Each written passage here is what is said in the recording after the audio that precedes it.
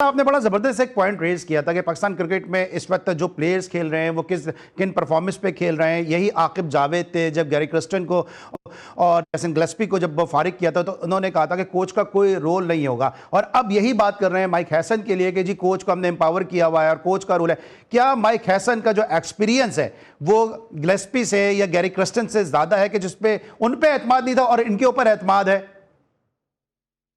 यार, ये बहुत ही अच्छा सवाल किया आपने।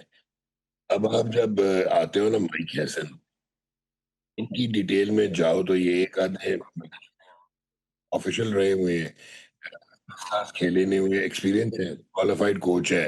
न्यूजीलैंड के ये कोच थे and his claim to fame was कि न्यूजीलैंड बहुत सक्सेसफुल हुई। लेकिन लोग ये भूल जाते हैं कि ब्रेंडन मकालम कप्तान थे जो कि ऑल पावर सेंट्रिक थे, और उनके साथ वो थे अपना रॉस टेलर जो कि एक और स्ट्रॉन्ग कैरेक्टर थे, न्यूजीलैंड के आइकॉन थे। उसके बाद इन्होंने अर्जेंटीना की कोचिंग की है, इन्होंने कीनिया की कोचिंग की है, and then he ended up with RCB. और आरसीबी में तो आपके वो पैनल ऑफ कोचेस होता है, आप उधर इंडिपेंडेंट तो होते नहीं हो। और उसके बाद ये आ गए इस्लामाबाद यूनाइटेड 4-5 साल से। तो इनकी मेंटालिटी मुझे फ्रेंचाइज रन करने वाली लगती है, और ऐसे लगा है कि बिट्स एंड पीसेस T20 का कॉन्सेप्ट है कि आप इफेक्टिव अगर आपके प्लेयर्स हैं तो आप स्पेशलाइज्ड प्लेयर्स नहीं खिलाते हो।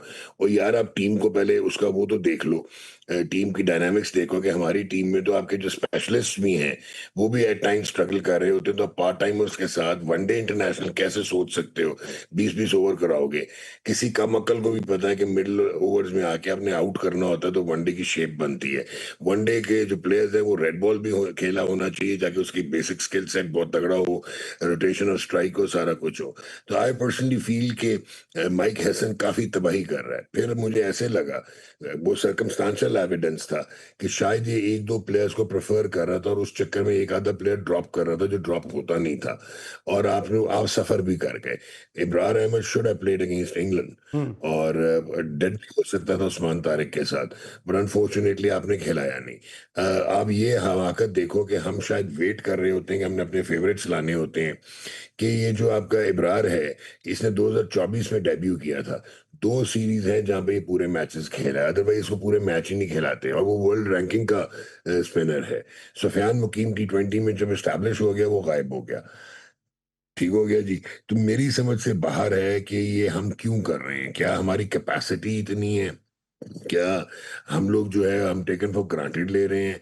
क्या हमारी प्रायोरिटीज फर्क हैं और हम बस एक फ्लो के साथ चली जा रहे हैं? यार, अब ये तो आइडेंटिफाई कर लो कि क्रिकेट नीचे की तरफ जा रही है, जहाज क्रैश हो रहा है, आपकी डिसोरिएंटेशन हुई हुई है कंप्लीट, और जहाज ऊपर जाने के बजाय नीचे आ रहा है। आप समझ रहे हैं ऊपर जा रहा है, वो क्लाउड उसमें नीचे आ रहा है। तो खुदा का खौफ करना चाहिए। I don't play with the integrity of Pakistan. Cricket एक बहुत बाइंडिंग फोर्स है हमारी।